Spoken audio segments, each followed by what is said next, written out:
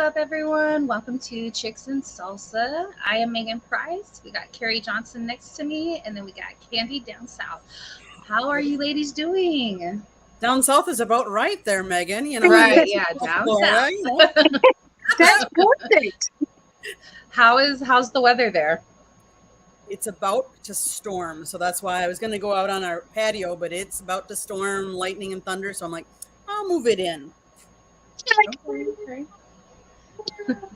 We've had insane amounts of rain here, so like we're flooding like crazy. Like we had to have like the governor. It was a national state of an emergency and stuff. So like it's been crazy here in Amarillo. We actually didn't get rain today, so that was pretty pleasant. We don't even normally get rain like that, so we're just kind of going with the flow, literally. So it Carrie, how's has, your week?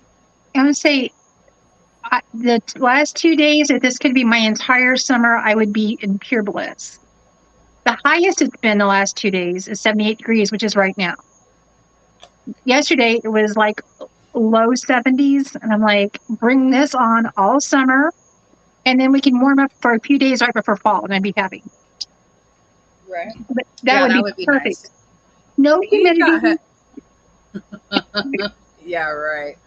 We got hundreds incoming this weekend with humidity, so hair's gonna be like, "Ooh." Well, I mean, you and I know very well about that. Right, yeah.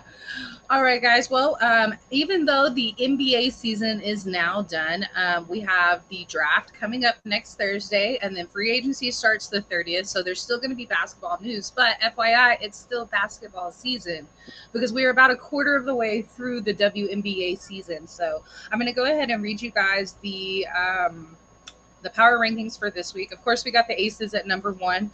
We got Connecticut Sun at number two. We got the New York Liberty at number three. We have the Washington Mystics at number four, the Dallas Wings at number five, the Chicago Sky at number six, the Phoenix Mercury at number seven, and Indiana at number eight, Los Angeles at number nine, and then ATL at number 10. So I'm just going to read the top 10. Any thoughts on that, ladies? I'm not a huge, I guess because I'm from South Florida, I've been big into NBA right now, and I'm into that, and then I'm into the Panthers right now. So unfortunately, I don't follow the NBA like you do, or WNBA, excuse me. No, no worries, no worries. Well, do you want to chime in on the finals real quick on the NBA finals before we kind of go into the WNBA? But more than that, I would say Denver was the team to beat. Like, it was just their year. Like, everything was clicking. The Heat, they had a great run. They took out the number one. They took out the Bucks. They took out Boston. Two big hitters that, we didn't think would fall to the Heat. So you got to give the Heat and Spoelstra a lot of credit. His coaching takes them. I would say his coaching really was what made the difference for them to be in, because they made the playoffs just at the end. They got right, yeah, in. They weren't even going to be in. So I think he really made the difference. I was a little, I don't know if I should say disappointed in how their shooting was, and I was kind of surprised at how much the refs let them play. I thought there were some fouls that could have been called, that were called in the regular season and weren't called, during the game. But kudos to Denver. I mean, it's their first chance. Especially that last game. Especially that game last night. I was a little surprised. But I mean, as a fan, sometimes I'm kind of glad that they're not steady on the whistle. Like I want to see them let them play a little bit more. Like I do realize, obviously, you don't want to allow hard fouls or anything like that, but sometimes you just need to let them go. So if you're willing to let them go on the travel calls, you should definitely be willing to let them go a little bit on the ticky tack fouls, So for me, I actually was going for the Heat, not for any other, because I'm a Spurs fan. So obviously we don't like the Heat very much, but I like Jimmy Butler a lot. And it kind of felt like maybe this was his last chance. You know what I mean? Now I know that there's already talk of free agency news. Is Dame Lillard going to end up in Miami next season? Like there's all kinds of, it's a big free agency class this season. So we'll see who gets moved around. There are some pieces that are movable on the Bucks too. So I'm sure you know about that. Like Chris Middleton and Holiday are both. Right. And Holly, Brooke Lopez. Yeah. so there are some movable pieces and big pieces there in the NBA. So who knows exactly what's going to happen? We do know what's going to happen next Thursday, though. Spurs are getting the number one draft pick. So, but that was the only reason I was going for them. I was really happy, still happy to see Denver get it. It's been a long time coming for them. This is their first championship ever. So congratulations to them.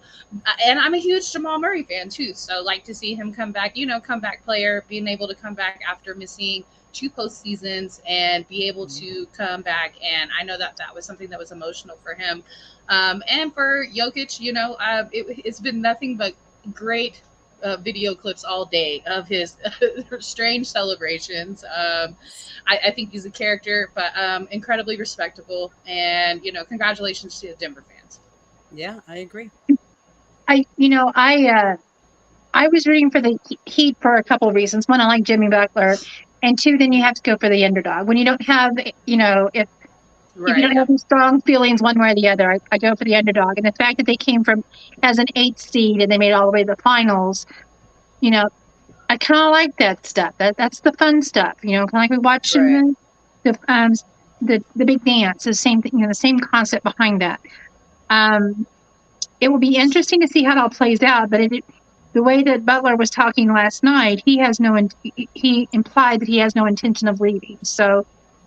Yeah, no, I don't think Jimmy Butler leaves Miami. I don't think so at all. I think Miami fans embrace him. I think he's finally at a place where even though we see him and Spo get into it all the time, at least a couple times a season, Spo, sometimes he's throwing the clipboard and sometimes they have to be separated. But I think it's definitely not a love-hate situation. I think it's all out of love. I think it's all out of love of the game, of wanting to win. And I think at the end of that, I think they understand each other. And I think he's finally at a spot where the people around him not only understand him, but the leader, the coach, also understands how he, his mentality that he has. And even if he's not the number one person on the team, because I think Bam was absolutely the more consistent one in this particular series. If he didn't fall in love with Bam and his backstory as well, I mean, do you have a heart? Right. Yeah. I think you definitely want to hear that from your superstar when they're sitting there, they're humble and they sit there and say we grew up on $12,000 a year. It was just, that's all we had, and for right now, there's pressure, but it's also a game and you got to enjoy it. So I think that's absolutely what you want out of your star. And I think my favorite. Oh, go ahead. I think you have to embrace Butler and his background. Him too. He came from a background of nothing. His mom gave him up, and he went from house to house and lived with friends back in the day. We make no bounds about it that I'm from Milwaukee and Wisconsin. And of course, Butler played for Marquette just like Dwayne Wade, so I was huge fans of both of theirs.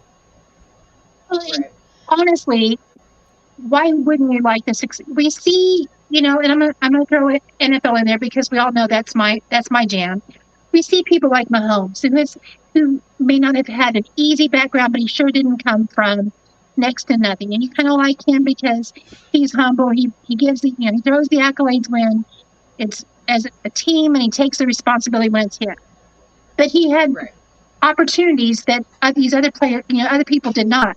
So when you have someone that says, I play this game because I love it, because it is fun, and I have the drive and determination not to stop short of my ultimate goal of being a champion, but I play it because I love the game.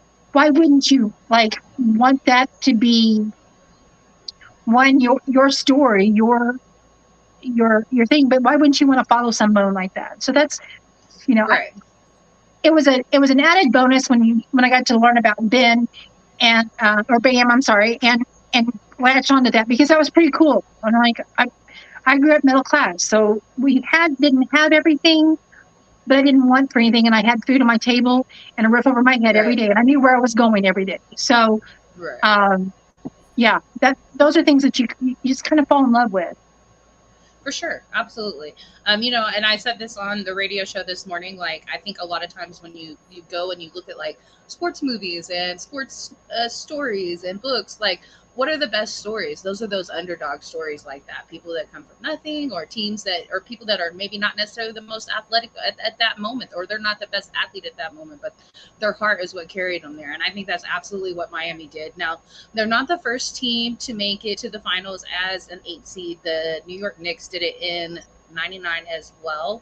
But I mean, great company to be in right there, like, and still just an amazing underdog story like that. So, but you gotta shout out the champs. Like, don't take anything away from them either, because I think there were times when we all knew that Denver was the team to beat, because I mean they sat at the number 1 seed for a long time, but I mean the Bucks were the number 1 seed in the East as well, and they got beat. So like I think you still like just have to kind of give credit there at Denver, like, and especially the media, because the media is going to focus on the coastal teams. They're going to focus on Miami. They're going to focus on LA. They're going to focus on New York. So, Denver wasn't exactly that story like that. So they're not the sweet spot, but they built a team from bare bones up. And that's kind of, that's another reason why wouldn't you be excited for them as well? I mean, it's like, right. I just wanted the Heat to win more. Mm-hmm. I get it. I think it was more just a timing thing for me, because I don't think Jimmy Butler has as much time as Jokic has, or the rest of the Denver crew. But I mean, Jeff Green had played for 16 different teams. That was probably his last chance to get a ring also. So it goes both ways. But to slide over to the WNBA, so Sunday we had a very eventful day in the WNBA. We had 6 different games, so a complete full slate right there, because there's only 12 teams. But then we also had 2 jersey retirements as well. So we had some of the arguably the best at their position ever both retired this past season, in Sylvia Fowles and Sue Bird. So I'm going to go through the scores of the games, and then we'll talk a little bit about the retirement ceremony. So the Wings played the Liberty in New York, but they came up short 102-93. The Aces beat the Sky 93-80. The Mystics beat the Storm 71-65. The Sun beat the Dream 89-77. The Mercury caught a win 85-82 against the Fever, and then the Sparks lost to the Lynx 91-86. So we saw, and I want to shout out Seattle, because what a job they did in just blowing up everybody's timeline about how important Sue was, not only to their team, but just to the sport in general. And there was in her induction ceremony, there was somebody that used to be a coach of hers, and she was actually a coach for Sacramento at the time, and she ended up getting fired. And the next day, sure enough, they had to play the Storm. The Sacramento Monarchs ended up playing the Storm, and Sue Bird goes off, like 30 plus points, goes off. And she texts her friend that was the coach that just got fired, and she said, only 4 words, that was for you. Great performance. But let's talk a little bit about what Sue did for the game. She was a point guard for the Seattle Storm. She only played for that one team. She played from 2002 to 2022. She also played in Moscow for 2 different teams, and then another Russian team as well. She is a USA Basketball Female Athlete of the Year from 2021. She's a 4-time WNBA champion.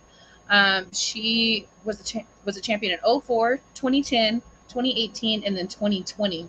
She's a 13-time WNBA All-Star. She's a 5-time All-WNBA first team, 3-time All-WNBA second team. She's been the assist leader 3 different times. She's been the peak performer 2 different times. She was a part of every single anniversary team. She was a Commissioner's Cup champion in 2021. She's a 5-time Russian National League champion. She's a 5-time EuroLeague champion.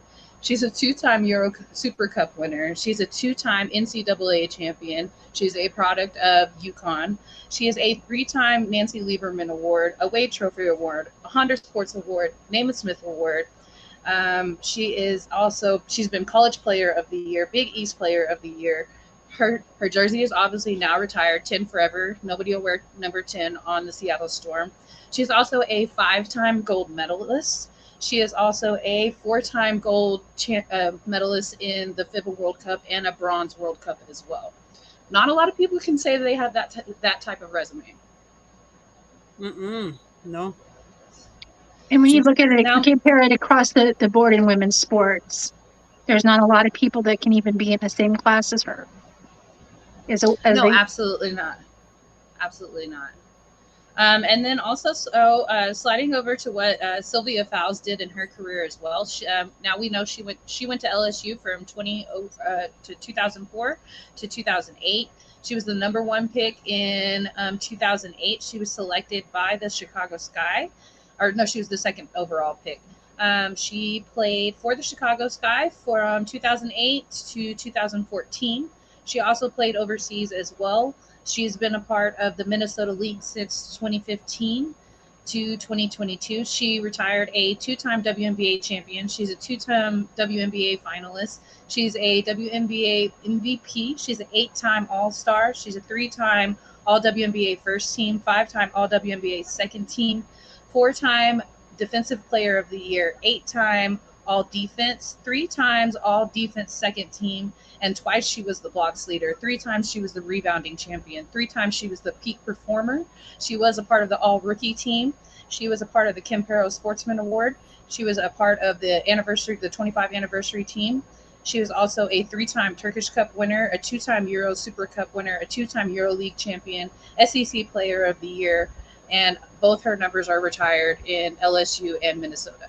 She is also a 4-time gold medalist for the Olympics, and she's also won gold in the World Championship as well. What resume? So, I mean, just incredible careers. What's the WNBA going to do now that both of them retired? Right. Well, there are new faces. We got Aaliyah Boston over there at the Indiana Fever, and she's looking really great. We got Ryan Howard over there at ATL, and we know what an impact she made last season and this season. They're kind of going through some struggles, but they're figuring out. That's kind of that sophomore slump. It happens to a lot of players. We still have Breanna Stewart. We still have a lot going on in the WNBA for sure. Then also real quick, we have the players of the week were announced today. Eastern Conference Player of the Week, no surprise, Breanna Stewart. She is averaging 28.5 points per game, 9 rebounds per game, and 3.5 blocks per game. Then the Western Conference Player of the Week is Dallas's own Satu Sabale. She's averaging 19.3 points per game. She's averaging 12.3 rebounds and then 1.3 steals per game. So if you want to watch a defense, you'll definitely find it in the WNBA. Wow. All right, ladies. Impressive. So let's slide over to the other topics. Let's talk about the Belmont race a little bit. So this past weekend, we had some horse racing. It was the 3rd leg of the Triple Crown. 50 years ago, it was Secretariat actually winning the Triple Crown. And we all know the movie that came after that. And Right. This was the 155th running of the Belmont Stakes. And it was impressive because it was the first time a female trainer won any Triple Crown race. Awesome. So it was Arcangelo that came from behind. Odds were 8-1 that they would come in and win. And they did it. I mean, we watched the race. It was awesome. The 2nd place winner was the horse named Forte. Actually, the same owner owns Forte that owns the Florida Panthers, who are playing tonight in the Stanley Cup. Right. But it's just awesome to see that.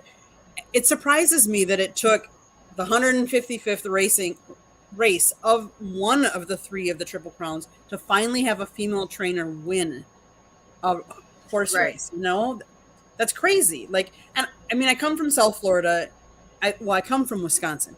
Wisconsin, you see horses, but you don't see racing horses. Now down here in Florida, you have a lot more of the racing horses and people training them, obviously, because they can train them all year round.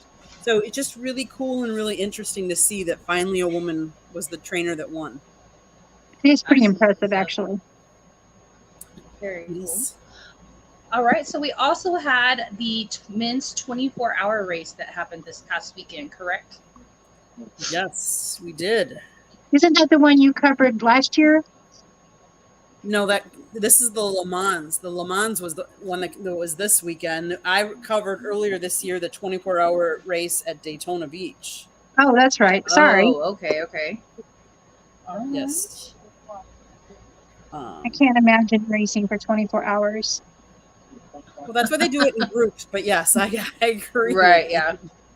That was kind of crazy when we did that. I'm trying to look it up. But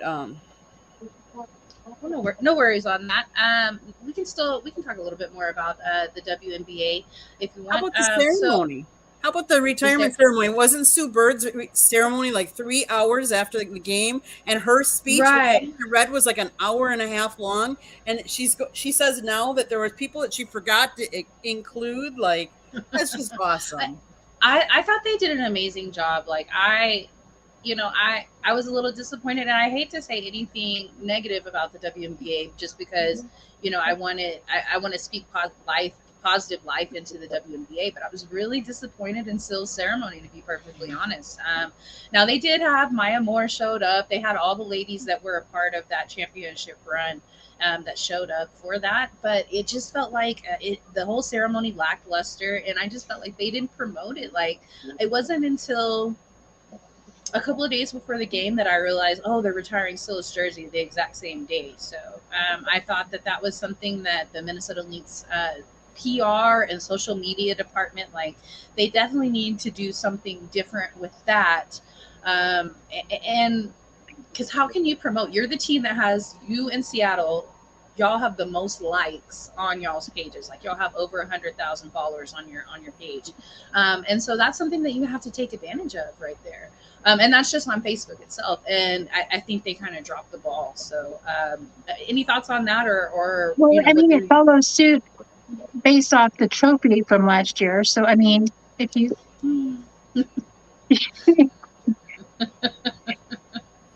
the opportunity to have a lot of attention, positive attention, right? and is like, oh wait, we can't speak of that. But here, let's throw dirt on us. Um, I didn't. Yeah, wasn't it Sunday? You sent a message. You're like, oh snap, Balls is being retired too. It was like It was, I saw and that was Sue. really disappointing to me because I was like, dang, I can't believe that we're just realizing this now. Like, and then at that, it was also Maya Moore's birthday, like, and DT's birthday. So, like, and there was some type of celebration for that. But as far as like, I mean, her jersey's getting retired. She's probably the greatest center to ever do it so far. Like, and where y'all at? Right. It just felt kind of lackluster, but her outfit looked amazing, and her hat and her jumpsuit, like everything, she looked amazing.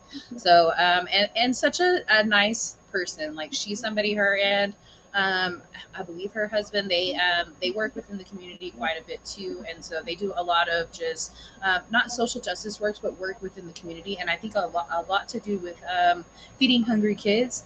And so she has a couple of foundations about that, and I think we continue to see her possibly in house at Minnesota coaching. So Interesting. I don't think it's going to be come in as something as drastic like a head coach position right away. But I think we should kind of come see her come in as maybe an assistant or specialty coach. Her and Nafisa Collier are still very good friends, so I think we saw her come. She came to practice already, but now it was for her jersey retirement. But she was in practice out there getting it. So, do you think that with the retirement of these two powerhouses and the, we already hear about talk of expansion and such. Do you think that this helps pave the way that we see more? Do you think?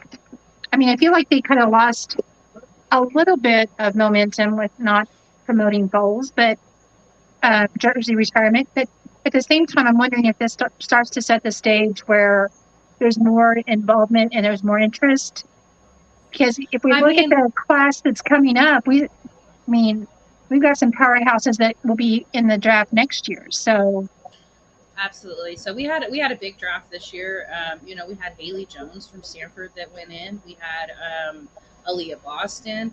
Maddie Seagrass was the scoring champ. She ended up over there in Dallas, and she was averaging like 29 points a game. So, like, I think the college game is definitely helping the momentum of the WNBA as well. But I think the WNBA is also facilitating some of that as well because I mean, look at what's going on in Vegas. Everybody's talking about Vegas and what they have going on. So, like, I think that that's positive. And then, Connecticut came in after losing their coach Kurt Miller to the LA Sparks, And then also Jonquel Jones went over to the Liberty. And so they lost their MVP.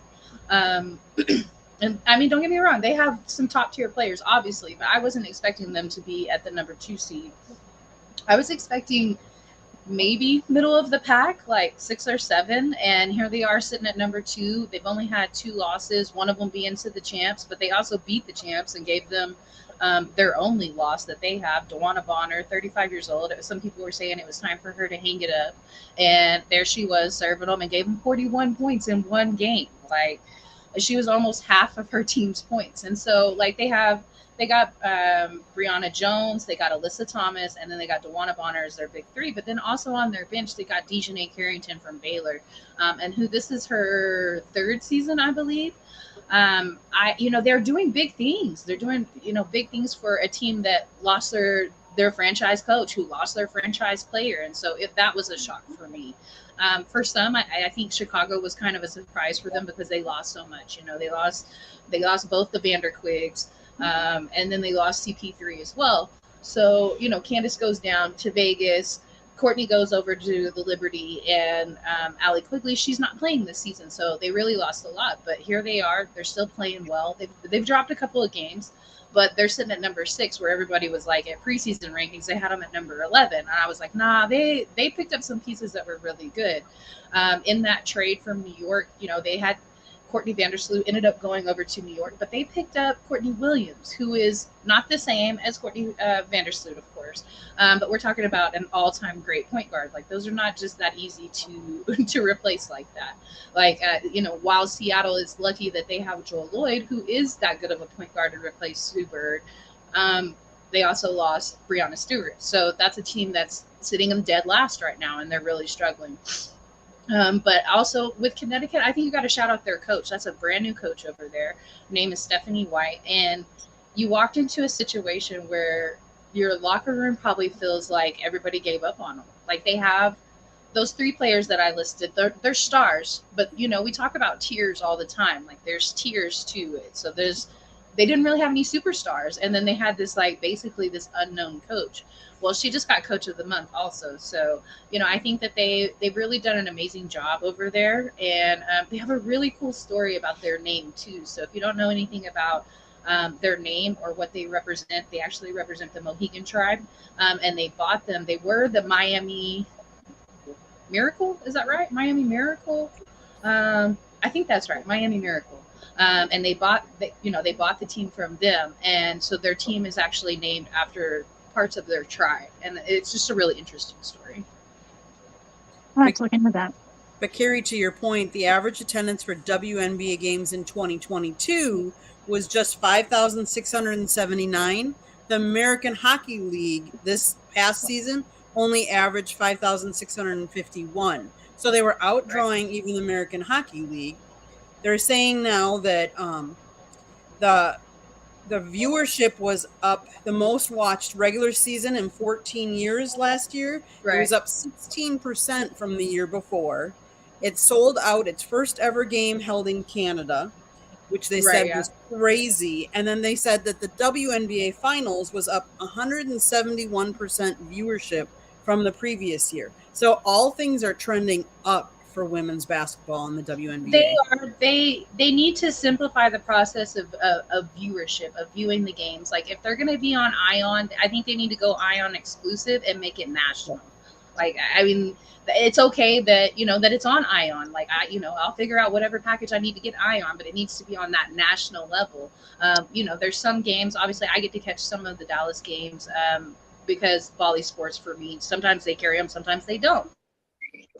This is a possibility too, but if the rights of the game are owned from a different area, it's blacked out for 2 days. And then do you really want to go back and watch a game that you already seen the highlights from 2 days ago? No, you don't want to do that. So I think they need to simplify the viewership process. Isn't ION something that can be picked up on as a free station too? A digitally free station? You have to pay for it on certain ones, and then there's certain ones that you don't have to pay for. So if they would just decide exactly what was the right way to go with it. And then also, like, okay, so the Minnesota game for the retirement was a league pass only game. Like, I think you need to know that we're talking about the best center in the game, and you didn't have it on a nationally televised game. Like that should have been probably on ABC. You know. Mm-hmm. Right. Because I was asking, the So, reason why I ask is Ion in this area is one that you can pick up on the waves. You don't have to have any kind of subscription. oh, okay.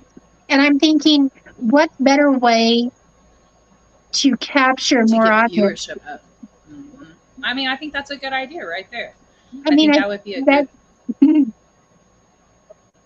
we've And then been to also Ion's one of our favorite merchandise. stations. So And I think the other big issue besides making viewership more accessible is merchandise. So for example, you fly into Charlotte. What do you see when you fly into the Charlotte airport? You see the big pro shop for the Charlotte Hornets.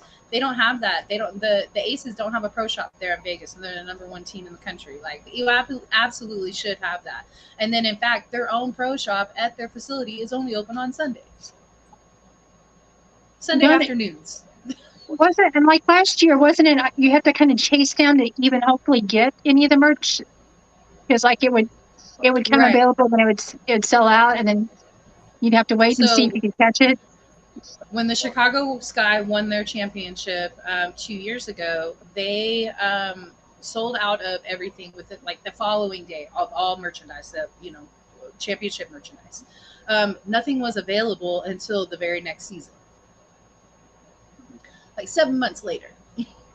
7 months later, then it's available. Like nobody's talking about the championship anymore. The only time they're going to talk about it is at your ring night, on your ring ceremony night. That's all. That's the only time they're going to talk about that championship anymore.